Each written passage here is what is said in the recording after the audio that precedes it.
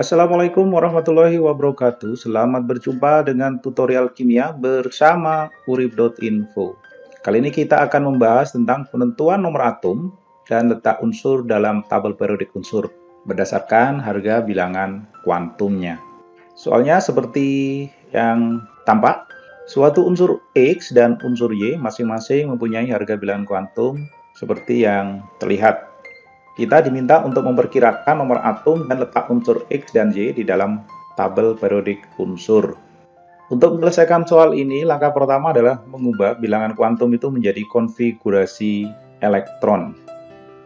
Kita ingat bahwa N itu adalah bilangan kuantum utama yang menunjukkan kulit, sedangkan L atau bilangan kuantum azimut menunjukkan orbital, sementara M itu adalah bilangan kuantum magnetik yang menyatakan posisi elektron dalam suatu orbital, sedangkan spin menunjukkan arah pergerakan dari elektron di dalam orbital. Oke, sekarang kita lakukan analisis. Kita ubah bilangan kuantum yang ada ini menjadi konfigurasi elektron, sehingga kita akan tahu unsur X tersebut di dalam tabel periodik unsur berada di periode dan golongan yang mana. Kita mulai dari yang pertama, analisisnya adalah terkait dengan nilai bilangan kuantum. Bilangan kuantum utama N sama dengan 5, itu berarti menunjukkan kulit atau subkulit terakhir dari suatu konfigurasi elektron. Sedangkan nilai L yang sama dengan 1 ini menyatakan orbital P. Ingat ya, nilai L dari suatu orbital untuk S itu nilainya L sama dengan 0, sedangkan untuk P sama dengan 1, D sama dengan 2, dan F sama dengan 3. Ini perlu diingat nih. Dari nilai N yang sama dengan 5 dan L sama dengan 1, jadi dari sini, dari dua bilangan kuantum utama dan azimut, kita sudah bisa dapat menentukan subkulitnya, yaitu subkulit 5P. Nah, setelah kita tahu subkulitnya 5P, P ini terisi berapa elektron. Nah, untuk menentukan berapa elektronnya, maka kita tergantung pada nilai bilangan kuantum magnetik dan spinnya. Kalau kita tuliskan seperti ini. Jadi orbital P tadi kemudian bernilai M sama dengan min 1. Kalau kita tuliskan dalam format orbital, kalau S-nya menghadap ke atas nilainya positif 1. Sementara kalau menghadap ke bawah nilainya negatif setengah. Dan di level SMA, model-model teori seperti ini masih bisa digunakan. Bahwa bilangan kuantum magnetik untuk orbital P itu peluangnya ada 3, yaitu negatif 1, 0, dan plus 1. Orbital P ini mempunyai nilai M sama dengan min 1, berarti ini min 1, dan nilai S-nya adalah plus setengah. Plus setengah itu berarti menghadap ke atas. Kalau yang menghadap ke bawah itu min setengah. Kesepakatannya seperti itu, spinnya seperti itu. Maka tadi kita sudah tuliskan bahwa pada orbital P itu terisi 1 elektron saja. Sebab ini kalau nilainya min setengah, berarti kan sebelumnya sudah diisi menghadap ke atas semua. Jadi ada elektron menghadap ke atas semua. Tapi kalau 1 berarti dia mulai dari sebelah sini. Sekali lagi, walaupun sebenarnya kita boleh mengisikan dari manapun saja karena ini energinya selevel, ya. Seperti itu. Jadi, kita sudah dapati konfigurasinya terakhir elektron itu 5p1.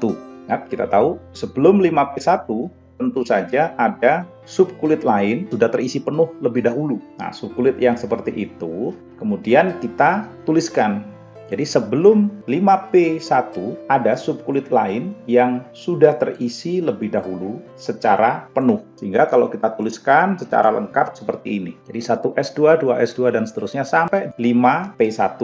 Dari data yang ada ini kita sudah bisa memprediksi sebenarnya berapa total jumlah elektron yang dimiliki oleh unsur X. Total jumlah elektron yang dimiliki unsur X itu dapat kita hitung dengan cara menjumlahkan semua elektron yang ada pada setiap subkulit hingga subkulit terakhir yaitu 5p1.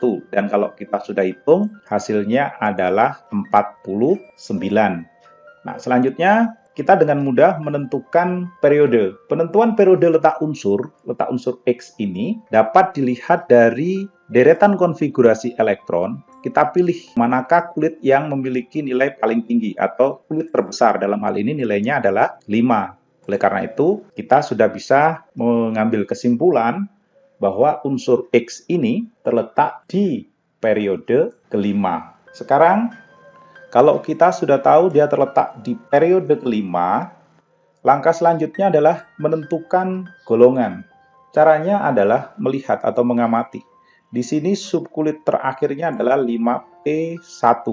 Untuk orbital terakhir yang berakhir di orbital p, maka dipastikan unsur X itu masuk di dalam blok P, sudah pasti. Kalau masuk di blok P, pasti masuk di dalam golongan A. Lalu golongan A yang mana maksudnya ini? Nah, penentunya adalah jumlah elektron terakhir pada subkulit terakhir ditambah elektron di subkulit S sebelumnya. Dalam hal ini adalah yang ini. Nah, elektron pada subkulit 5S2 dan 5P1 itu kita jumlahkan angkanya, yaitu 2 ditambah 1. 2 ditambah 1 hasilnya tentu 3. Dengan demikian, kita bisa simpulkan golongannya adalah pada 3A. Kita boleh tuliskan dengan pakai Romawi. Di kesimpulan unsur tersebut, unsur X, nomor atomnya 49 karena jumlah elektronnya 49 dan terletak pada periode 5 dan golongan 3A. Ini adalah untuk bagian unsur X. Oke, selanjutnya bagian B, unsur Y yang akan kita tentukan konfigurasi elektronnya dengan memanfaatkan data bilangan kuantum. Bilangan kuantum utama untuk Y adalah 4, bilangan kuantum azimut 2, magnetiknya positif 1, dan spinnya negatif setengah. Dengan demikian, kita bisa lakukan analisis. Kalau N-nya 4, berarti kulit keempat. Sedangkan bilangan kuantum azimutnya 2, itu berarti menunjukkan orbital D sebagaimana pembahasan sebelumnya tadi. Dengan dua bilangan kuantum ini, kita bisa menyimpulkan unsur Y ini berakhir pada subkulit 4D. Jadi, kita punya kesimpulan awal seperti itu. Dari subkulit 4D ini kita bisa tentukan 4D berapa maksudnya. Tentu kita harus melihat bilangan kuantum, magnetik, dan spinnya.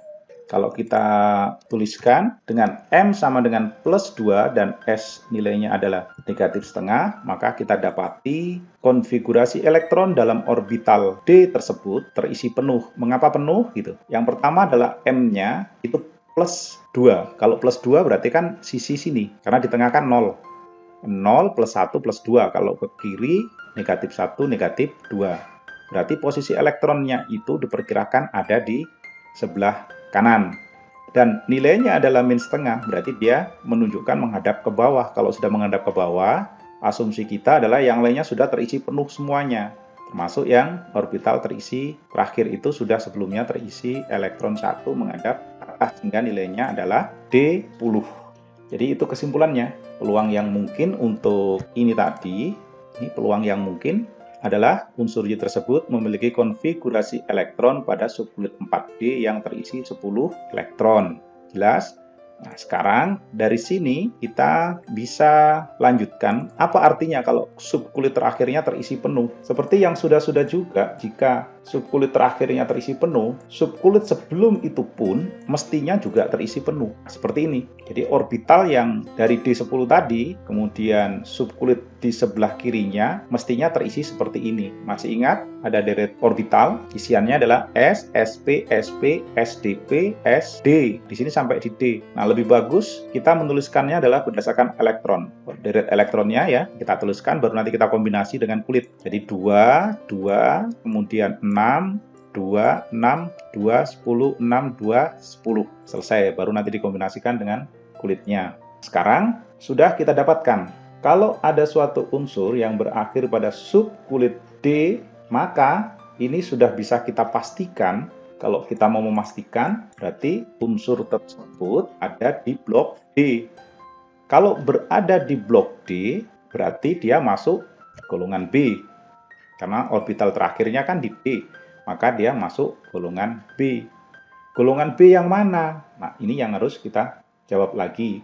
Kita perlu ingat, kalau ingin menentukan golongan B, itu adalah dengan cara menjumlahkan elektron pada subkulit D ditambah dengan subkulit S di sisi sebelah kirinya. Jadi kalau di sini kita dapati jumlahnya adalah 12. Kalau 12, maka itu dikonversi ke penggolongan A dan B menjadi 2B. Kenapa seperti itu? Ya, karena dikurangi 10. Ketentuannya seperti itu. Seandainya jumlahnya 11 berarti golongan 1B. Jadi kita sudah dapatkan tuh kenapa dia masuk golongan 2B. Nah, untuk periode ini paling mudah adalah dengan melihat kulit yang tersedia yang sudah kita buat ini, manakah yang terbesar. Dia kan ada 1, 2, 2, 3, 3, 4, 3, 4, 5, 4. Berarti kulit tertinggi adalah 5. Dengan demikian, kita sudah bisa menyimpulkan unsur Y ini terletak di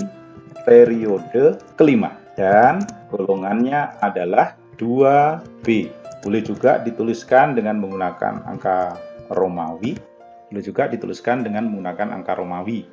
Jadi, unsur Y terletak di periode 5 dan golongannya adalah 2B. Jumlah elektronnya berapa?